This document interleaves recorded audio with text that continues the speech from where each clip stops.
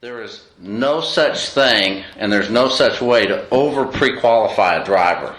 And I want to let you talk about that for a minute. Tell us, what did you mean by that?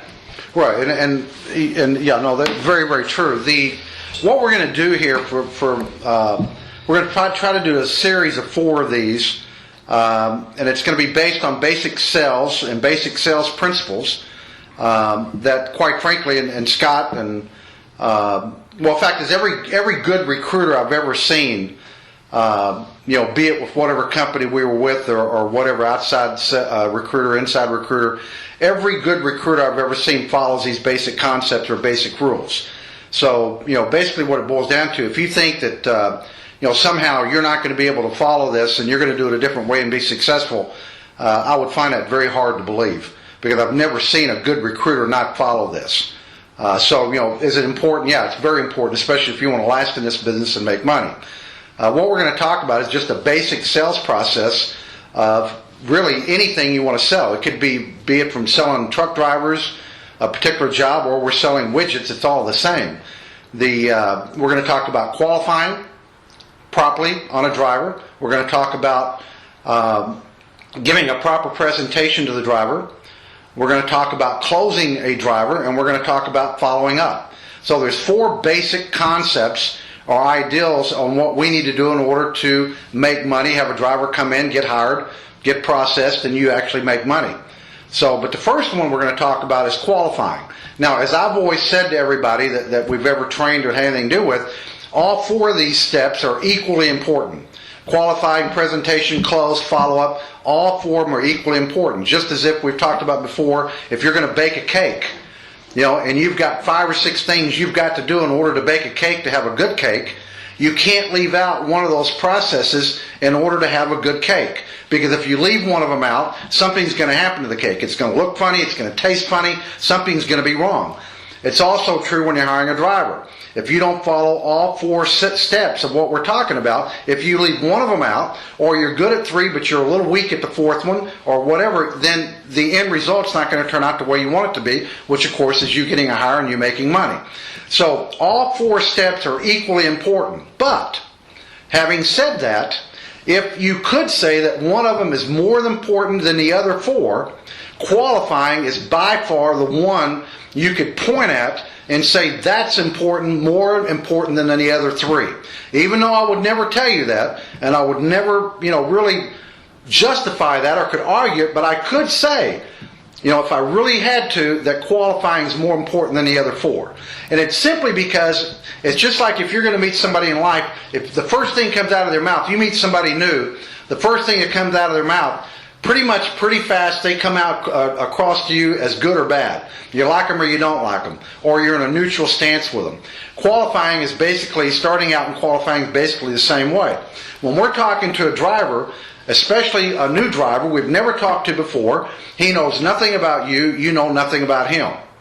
And as I've always told all our recruiters that we've ever had, I've always talked about 13 or 14 qualifying questions. But in reality, there's probably more like 20 or 25. But I've always talked about 13 or 14 basic qualifying questions. And the only reason we do this is to give you some way to get started. A lot of recruiters that you talk to, when you ask them, what do you find the hardest thing about qualifying? Or you sit there and you do a phone monitoring session with them, or you're listening to them or whatever. And you listen to them, and they're very poor qualifiers. They ask 2 or 3 questions, maybe not even more than that, maybe 3 or 4 questions, and all of a sudden they start trying to sell a driver on a particular job.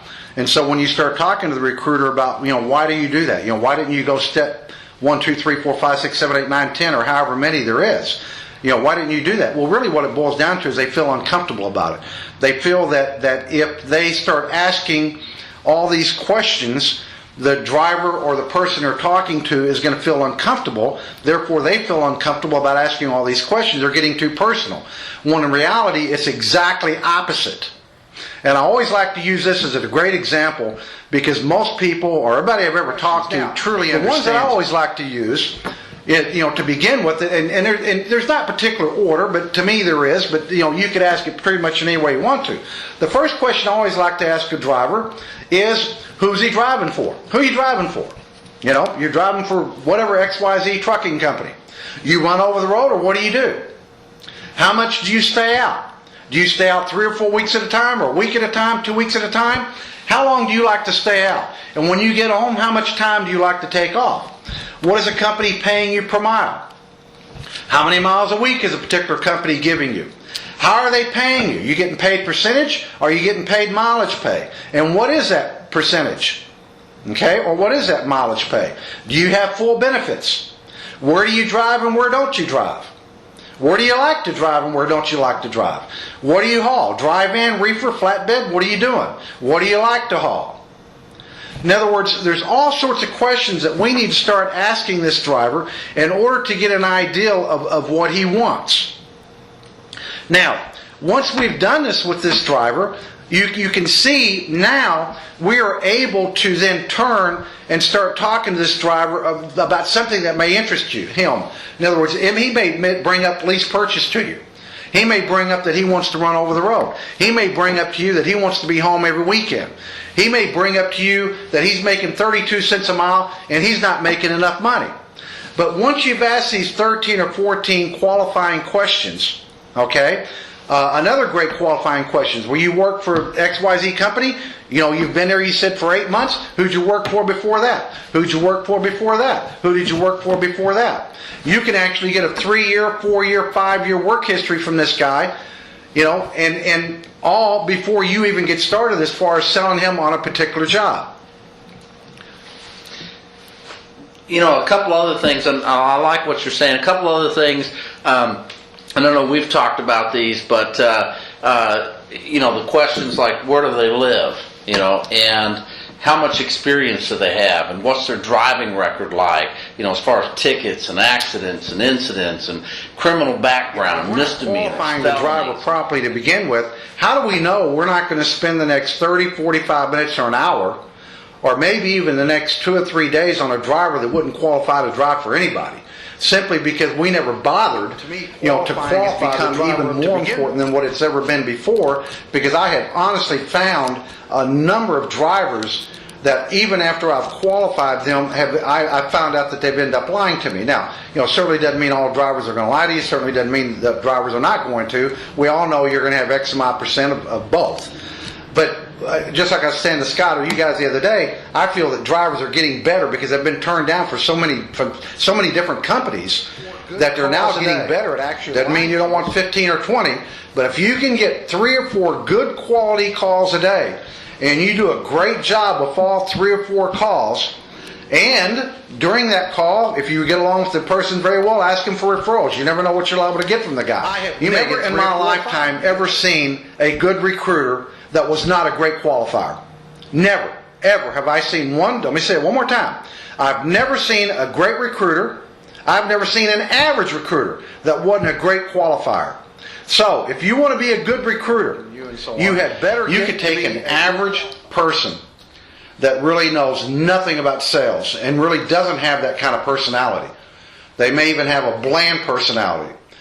But if they follow the process that we teach, qualify, presentation, close, and follow-up, they can be successful. They can make a lot of money. Maybe not as much as a Mike Rice or whoever, okay? They can make a lot of money doing what we do if they will follow that process, and it all starts with qualifying. Yeah. If you will learn that process, qualify, presentation, close, and follow-up, and we'll talk about all 4, but if you will follow that, I don't care if you have a great personality or not. Mm-hmm. Okay, now we'll throw in our product knowledge. Yeah. Now let's that's right. One thing we don't talk about. We're talking about a basically sales presentation or the steps of proper sales. Mm-hmm. We don't really talk about product knowledge, and obviously product knowledge is something that you could not do anything with the guy without these 6. These are 6, and you can add some more. But if you don't know where the guy lives, you have no idea what you might be able to offer him, because you don't know which companies you're going to be able to offer him out of that area. That's one. Number two is experience level. If you don't know how much experience this guy has, you don't know, is he going to be able to, can you offer him a job that's, 3 months experience, 6 months, 9 months, 12 months, 2 years? You don't know what you can do with that guy. Number three, their driving record. If you don't know the tickets, the accidents, and the details, the amount of damage, the speed, on and on and on. You've got to have all the details on that driving record.